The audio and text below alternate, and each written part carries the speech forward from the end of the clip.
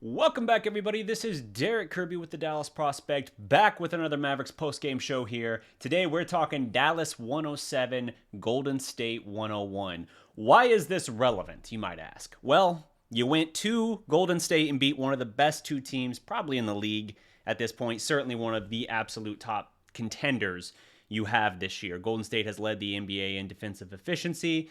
Dallas has been no slouch themselves, but going there and beating them in their house, especially after you just dropped a couple nights earlier a crucial game I felt against the Jazz, that says a lot. Dallas was a game and a half back of Utah going into the prior game, and they hung tight.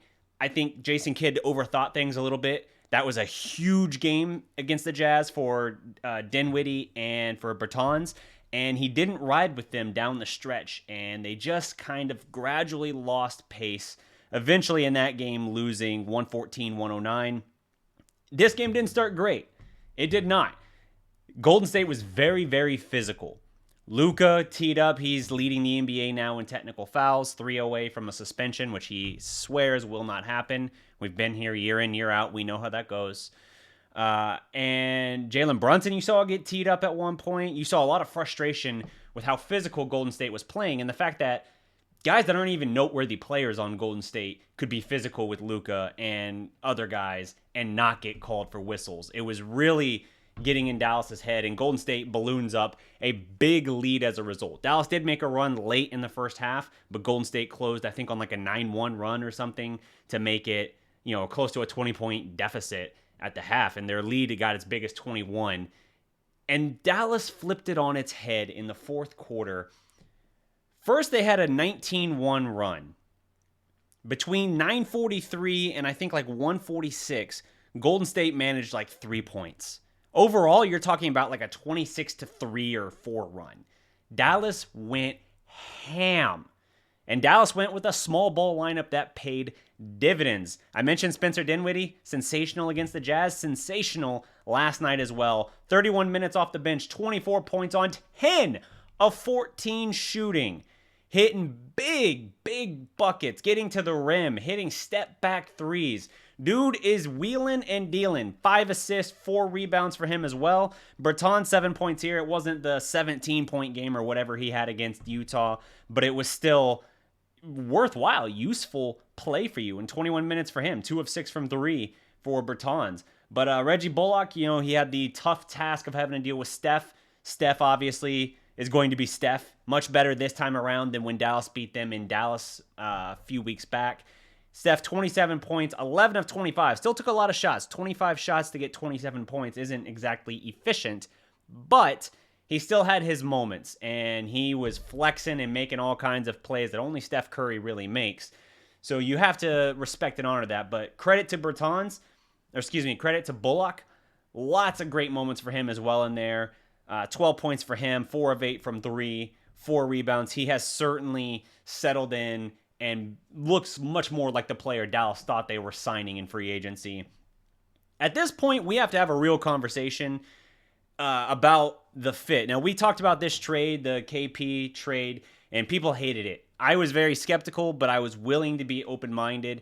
And, the first couple games were very ho-hum for Dinwiddie. The best we were looking at was like, well, hey, man, he's not turning the ball over. He had like 53 minutes before his first turnover or something like that as a Maverick. So you saw the quick decision-making and the ability to handle the ball and create for others. And you're like, if the shot comes around, maybe.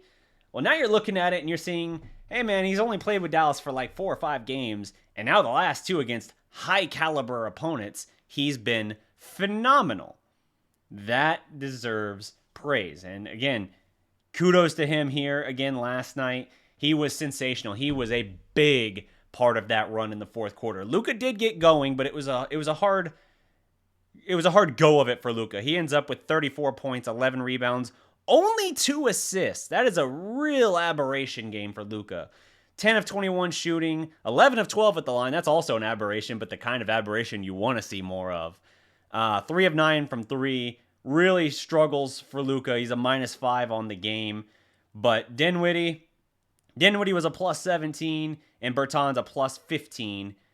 The next highest Maverick was Josh Green at a plus 12. Now, plus minus isn't everything it's cracked up to be, but that still gives you an indication that the two new Mavericks were the difference makers in this game, and they have been exactly what this team needed. So now you're looking at it and you're like, Dallas embracing a small ball lineup, which I had mentioned before had been very intriguing, has paid dividends here. Where's the stat here? I had a note of it. Let's see. Okay, this is from Grant Afseth on Twitter. In the 31 minutes, the Mavericks have deployed Doncic, Brunson, and Dinwiddie on the floor together. They have posted a 119.7 offensive rating, a 101.6 defensive rating, and a net rating of 18.1. Turns out having multiple threats who can attack teams when they load up on Luka is very useful. This is what the kids would call, I don't think the kids would call it, let's just say it's an understatement. That's an understatement.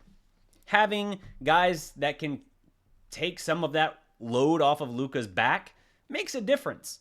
So Dallas suddenly looks like a stacked team, a team that can attack you in a multitude of ways. They can embrace small ball and be very efficient. They can snipe from the outside a little bit, and their team defense is no joke. Even Luka is playing the best probably season defensively of his career.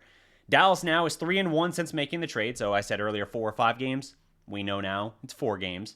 Dallas is 3-1 since making the trade. In his first 2 games, this is from All Things Mavs on Twitter, he was 4 points, 5 assists, and 2 boards in his debut, 8 points, 1 assist, and 4 rebounds after that. Then the last 2, 20 points, 2 and 2, and now 24 points, 5 and 4. That boy's cooking. That boy is cooking, and it is making a huge difference for the Mavericks. They're also now leading the NBA in double-digit comebacks. This was a 21-point comeback here. They lead the NBA with 12. Someone's at my door. They lead the NBA with 12 double-digit comebacks now, surpassing a tie with the Suns, Lakers, Thunder, and Heat. There's a logjam in that department, but the Mavericks are leading. They had a 26-1 run in the fourth quarter from 9:45 to 1:43, and they took a 93-74 deficit and made it a 100-94 lead. Damn. This team is cooking right now. Life comes at you fast. Let me see if there's any other notes I want to call out. This is from Mavs PR on Twitter. Spencer Dinwiddie came off the bench for 24 points on, I said earlier, 10 of 14 shooting, 4 boards, 5 assists. He played every minute of the fourth quarter during the comeback, and he's now had consecutive 20-point games. Again, having him coming off the bench is sensational. Like, you can talk about what the Mavericks might have lost a little bit in the rim protection department from KP when he's healthy, available, and fully dialed in. But good God, is the plus-minus on this better. Dinwiddie and Bertans both look like far better players here than they did in Washington. And you kind of can't help but think, like, maybe the problem was more than anything just the environment. Like, you can have good players on a bad team and have them underperform. But it doesn't mean that they're cooked necessarily. Dinwiddie looks legit. Bertans looks like the Bertans who got that contract. So suddenly, you're thinking, oh, wow, and we have them for, like, they're not expiring contracts? Now that sounds like a good thing. This could be famous last words. Doesn't mean that I still think this is the perfect team that you want to just run and contend with.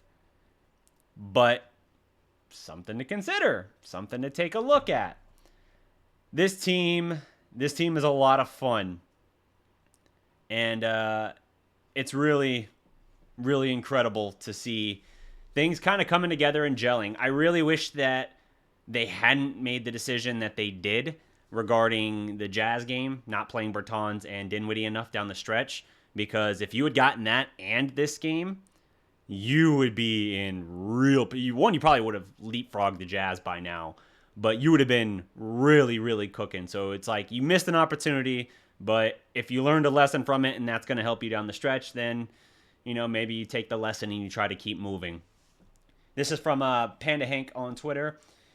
He says that prior to tonight, the Warriors had won 62 in a row when they had led by at least 20 points. They led by 21.